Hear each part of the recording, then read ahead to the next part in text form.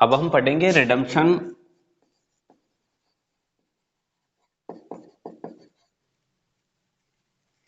By creating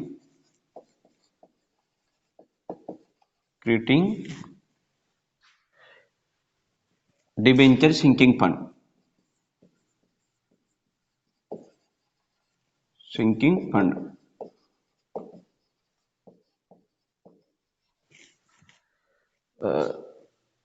ऋणपत्र शोधन कोष के द्वारा शोधन, यानी ऋणपत्र शोधन कोष बनाया जाएगा, डिबेंचर सिंकिंग फंड अकाउंट बनाया जाएगा और उसके आधार पर शोधन किया जाएगा।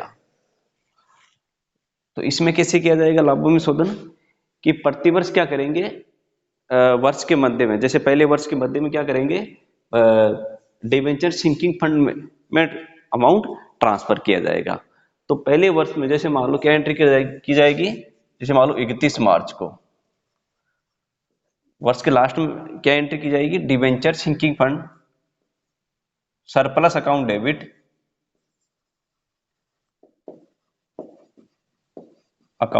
To debenture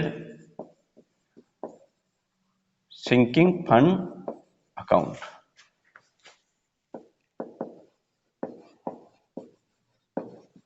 debenture sinking fund, ठीक है।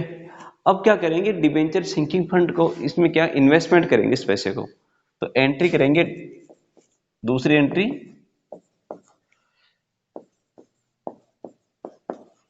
Debenture sinking fund investment account,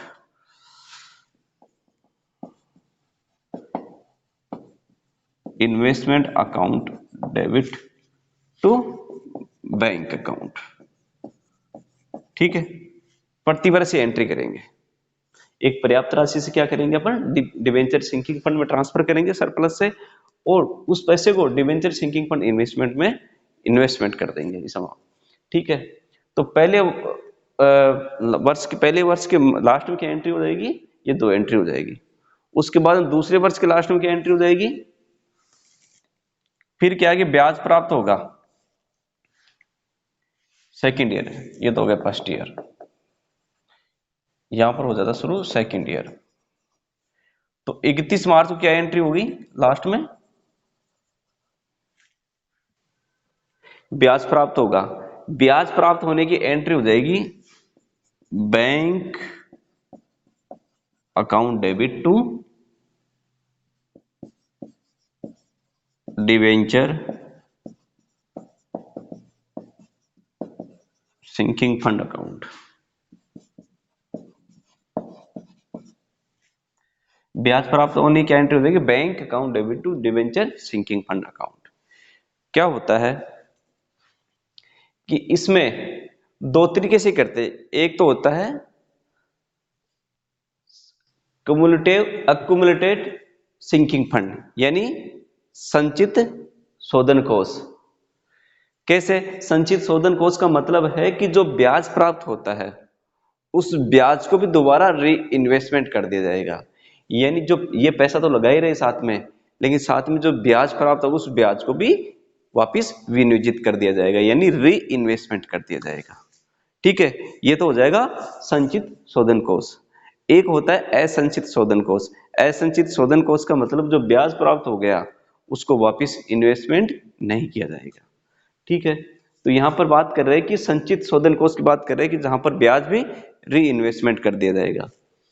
तो सेकंड ईयर में क्या करेंगे, लास्ट में क्या एंट्री होगी, bank account debit to debenture sinking fund. ये कौन सा पैसा है, इंटरेस्ट, जो इंटरेस्ट रिसीव हुआ है, जो इंटरेस्ट रिसीव्ड हुआ है उससे ये एंट्री हो जाएगी। इसके बाद ये एंट्री हो जाएगी सरप्लस अकाउंट डेबिट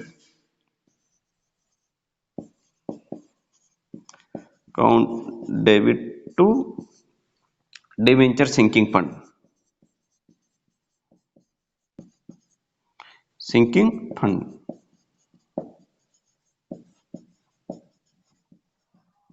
ठीक है। और इस पैसे को इन्वेस्टमेंट करने की एंट्री हो जाएगी, सेम एंट्री हो जाएगी debenture sinking fund investment account,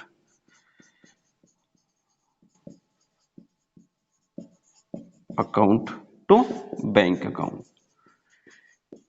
यहां पर यह देखना होगा अपने को, यदि यदि संचित शोधन कोष के तरीके से करना अपने को, यानी ब्याज को भी रीइन्वेस्टमेंट करना होगा, तो यहां पर ब्याज का पैसा प्लस जो अपन ने सरप्लस में ट्रांसफर किए, ये दोनों पैसे, दोनों अमाउंट अपन क्या करेंगे, debenture sinking fund investment account में ट्रांसफर कर देंगे। ठीक है, जैसे मान लो ये हो गए 5,000 ब्याज के प्राप्त हो गए, और ये हो गए 50,000, तो टोटल 55,000 क्या करेंगे अपन, debenture sinking fund investment account debit to bank कर देंगे। ठीक है, इसी प्रकार थर्ड ईयर में हो जाएगी, फोर्थ ईयर जो भी जितने भी वर्ष है, प्रत्येक वर्ष में एंट्री हो जाएगी। पहले एंट्री होगी surplus account debit to debenture sinking fund, debenture sinking fund में ट्रांसफर करेंगे, उसके बाद उसको इन्वेस्टमेंट करेंगे पैसे को, debenture sinking fund investment account debit to bank account.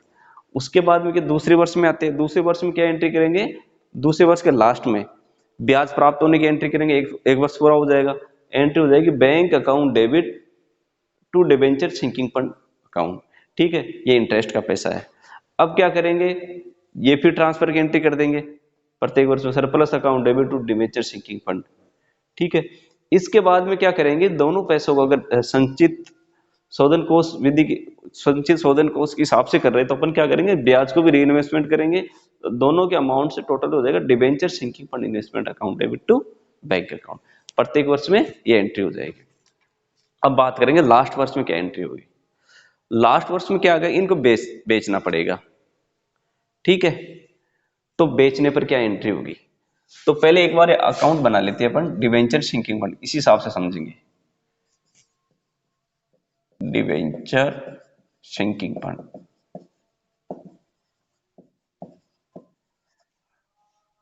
ये अकाउंट बना लेते हैं, एक हो जाएगा debenture sinking fund investment account,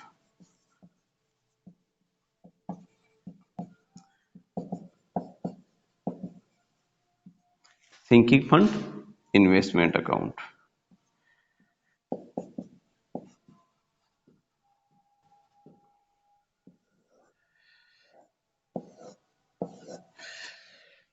देखो प्रत्येक वर्ष में क्या करेंगे अपन, यहां पर क्या करेंगे, bye surplus.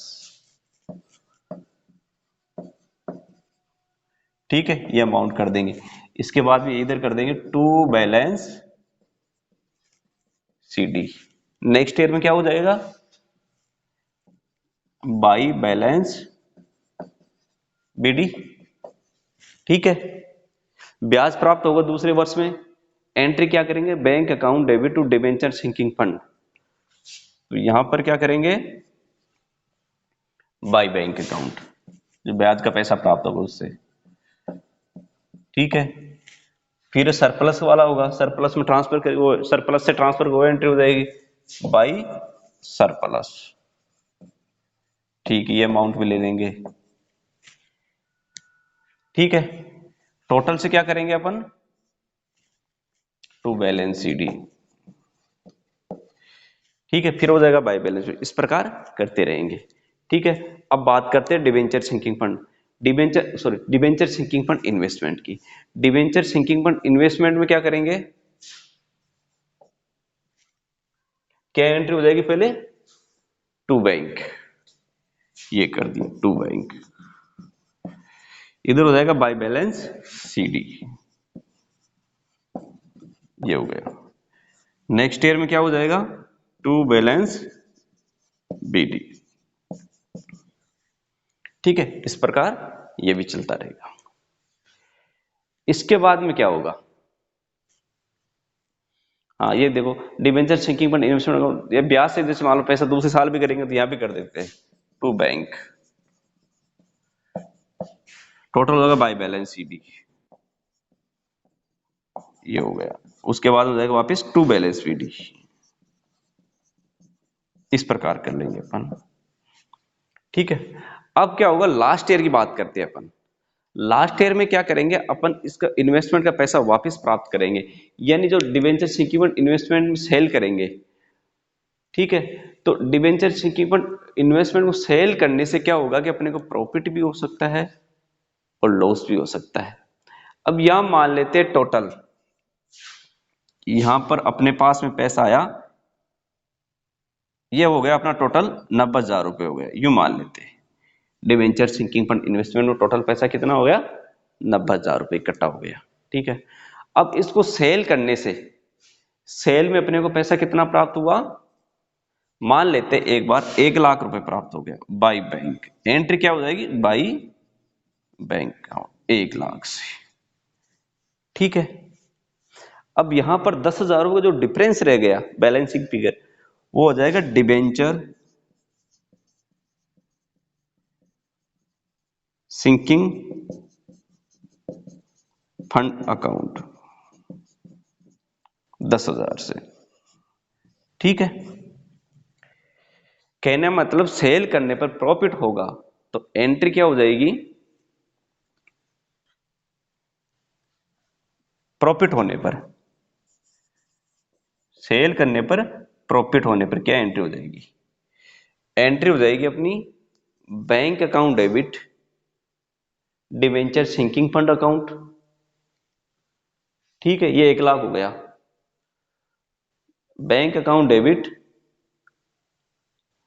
Debenture sinking fund, ये कितने से हो जाएगा, 1,00,000 से। ठीक है, तो पहले सेल की एंट्री लिख लेते हैं। इनको जब सेल करेंगे एंट्री हो जाएगी bank account debit to debenture, short में लिख देता हूं, डिवेंचर सिंकिंग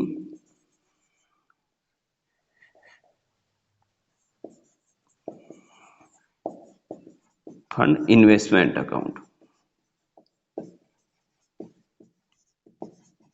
ये हो गई। जैसे मान लो 1,00,000 रुपए से हो जाएगी।